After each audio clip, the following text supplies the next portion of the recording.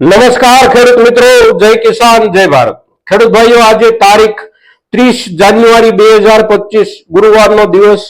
અત્યારના દિવસો અને અત્યારનો સમય એટલે આપણા નવા ઉનાળુ વાવેતરના સમયની શરૂઆત હવે પછી જે કાંઈ દિવસો આપણી પાસે આવતા મહિનાના એટલે કે ફેબ્રુઆરી મહિનાના 2 થી 3 અઠવાડિયાના છે એ દરમિયાન આપણે આપણા નવા ઉનાળુ પાકના વાવેતરનું આયોજન કરી શકીએ છીએ।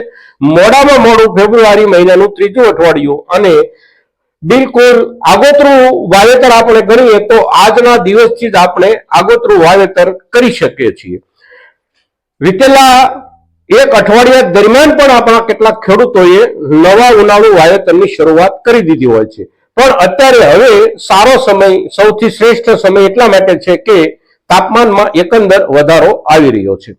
હવે આગામી દિવસોમાં એટલે કે તારીખ 3, 4, 5, 6 આ જે 3 થી 4 દિવસ કે 5 દિવસ છે એ દિવસો દરમિયાન હવામાન વિભાગ તરફથી માવઠાની શક્યતાના સમાચારો આપણી વચ્ચે છે, પણ એ માવઠાના દિવસોને ધ્યાનમાં રાખીને પણ આપણે જો આયોજન કરી શકીએ તો માવઠાના દિવસો પૂરા થઈ જાય પછી આપણે વાવેતરનું આયોજન પણ કરી શકીએ છીએ। અને એકંદર આપણે જોઈએ તો માવઠાના દિવસોનો પીરિયડ પસાર થઈ જાય પછી આપણે વાવેતરનું આયોજન કરીએ તો આપણા કોઈ પણ પાક માટે આયોજનની શરૂઆતમાં આપણને અગવડતાઓ ઓછી પડે। તો આ મુદ્દાને ધ્યાનમાં લઈ અને આપણે વાવેતર આપણા કોઈ પણ નવા ઉનાળુ પાકનું કરી શકીએ છીએ।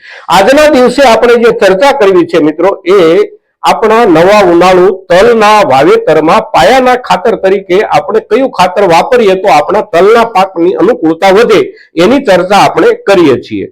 કાળા તલ, ધોળા તલ અને એ બંને તલના પાકવાના દિવસો, સાથે સાથે એ બંને તલ પૈકી સફેદ તલની કેટલીક જાતો એના વિશે પણ આપણે પાછળના દિવસોમાં ચર્ચા કરી ચૂક્યા છીએ। આજે જે ચર્ચા કરીએ છીએ માત્ર પાયાના ખાતરોની કરીએ છીએ એટલા માટે કે અત્યારે વાવણીનો સમય છે, તો પાયાના ખાતર પૂરતી આપણે ચર્ચા કરીએ। જ્યારે એનું વિકાસ ચક્ર શરૂ થાય ત્યારે વિકાસ ચક્રને અનુરૂપ કયા ખાતરો આપણે કયા સમયે આપી શકીએ એની ચર્ચા આપણે આગળના દિવસોમાં સમયે કરતા રહીશું। પણ પાયાના ખાતર ઉપર જો આપણે વિચારીએ તો મોટા ભાગે આપણે દરેક પાકમાં અને વધારેમાં વધારે ખાતર વાપરવાનો આગ્રહ રાખતા હોઈએ તો એ ખાતર છે ડીએપી અને બીજા ક્રમે NPK 12-32-16। પણ આપણા તલના પાક માટે ડીએપી નો દુરાગ્રહ રાખવા કરતા આપણે તલના પાકની જરૂરિયાતના ધોરણે ખાતર પાયામાં આપીએ તો આપણા તલના પાકની અનુકૂળતા વધે છે। હવે આપણા તલના પાકની એકંદર જરૂરિયાત કેટલી છે દરેક મુખ્ય પોષક તત્વોની, તો દરેક મુખ્ય પોષક તત્વોના હિસાબથી જો આપણે વિચારીએ તો નાઇટ્રોજનની જરૂર 1 વીઘામાં 16 ગુઠાનો વીઘો આપણે સમજીએ તો 1 વીઘામાં 16 થી લઈ અને 18-19 કિલો નાઇટ્રોજન એની સમગ્ર સિઝન દરમિયાન જરૂરિયાત હોય છે। પાયાથી લઈ અને પૂરતી ખાતર આ બધું મળી અને 16 થી 18-19 કિલો નાઇટ્રોજનની એની જરૂરિયાત હોય છે। ફોસ્ફરસની એની જે જરૂરિયાત છે એ જરૂરિયાત લગભગ 8 કિલોથી લઈ અને 9 કે મહત્તમ 1 વીઘામાં 10 કિલો એટલી એની ફોસ્ફેટની જરૂરિયાત હોય છે। ત્યાર પછી એની જે પોટેશિયમની જરૂરિયાત હોય છે એ 3-3.5 કિલોથી લઈ અને વધારેમાં વધારે 5 કિલોની જરૂરિયાત હોય છે। એવી જ રીતે એની સલ્ફેટની જે જરૂરિયાત છે એ પણ લગભગ 3-3.5 કિલોથી લઈ અને 5 કિલો સુધીની હોય છે। કેલ્શિયમની જે જરૂરિયાત એની હોય છે એ જમીનના આધારે આપણે સમજવી પડે એટલા માટે કે આપણી કોઈ જમીનમાં કેલ્શિયમની વિશેષ જરૂરિયાત હોય, કોઈ જમીનમાં કેલ્શિયમની ઓછી જરૂરિયાત હોય। તો કેલ્શિયમને પણ સામાન્ય રૂપમાં આપણે 5 થી 6 કિલો 1 વીઘામાં જરૂરિયાત હોય છે એવું આપણે સમજીએ તલના પાક માટે। તો આ પ્રમાણેનું ખાતર, આ પ્રમાણેના માપમાં આપણને કઈ થેલીમાંથી કયું ખાતર ટકાવારીના હિસાબથી કેટલા કિલોગ્રામ મળે છે એને જોઈ લઈએ તો તલના પાકની જરૂરિયાત પ્રમાણે સૌથી સારું ખાતર આપણે ગણીએ તો એપીએસ એટલે કે એમોનિયમ ફોસ્ફેટ સલ્ફેટ 20-20-13 ખાતર સારું ખાતર આપણે ગણી શકીએ, કારણ કે એની અંદર 10 કિલો નાઇટ્રોજન મળે છે, 10 કિલો ફોસ્ફેટ મળે છે અને 6.5 કિલો જેટલું એમાંથી આપણને સલ્ફેટ મળે છે। ત્યાર પછી બીજા ક્રમે આપણે એસએસપી જોઈએ તો એસએસપી એટલે કે single super phosphate. Single super ફોસ્ફેટમાંથી આપણને નાઇટ્રોજન નથી મળતું। ફોસ્ફરસ આપણને સિંગલ સુપર ફોસ્ફેટમાંથી એક થેલીમાંથી 8 કિલો મળે છે। સલ્ફેટ આપણને એક થેલીમાંથી 5.5 કિલો મળે છે અને કેલ્શિયમ આપણને એક થેલીમાંથી લગભગ 9.5 થી 10 કિલો જેટલું કેલ્શિયમ આપણને એક બોરીમાંથી મળે છે સિંગલ સુપર ફોસ્ફેટમાંથી.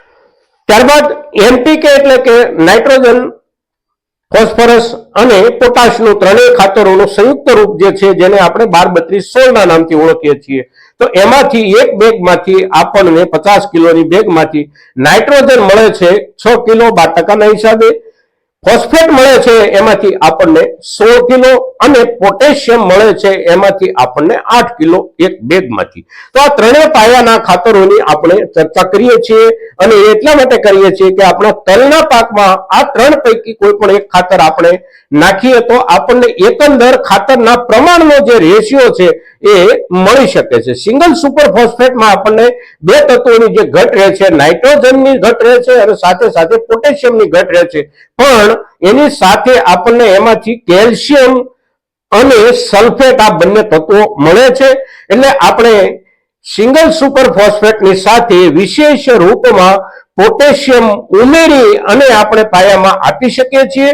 તો આપણા તલના પાકની પોષક તત્વોની જરૂરિયાતના હિસાબથી પાયામાં કયું ખાતર આપણે આપીએ તો આપણા તલના પાક માટે સારું રહે, એની જ્યારે ચર્ચા આપણે કરીએ છીએ ત્યારે તલના વાવેતરના સમય દરમિયાન અત્યારના દિવસોમાં આપણી આ ચર્ચા ખૂબ મહત્વની છે. તેથી મહત્તમ ખેડૂતો સુધી આપણી આ ચર્ચા પહોંચે એવા આપ સૌના તરફથી પણ પ્રયાસો થાય એવી અપેક્ષા સાથે જય કિસાન, જય ભારત.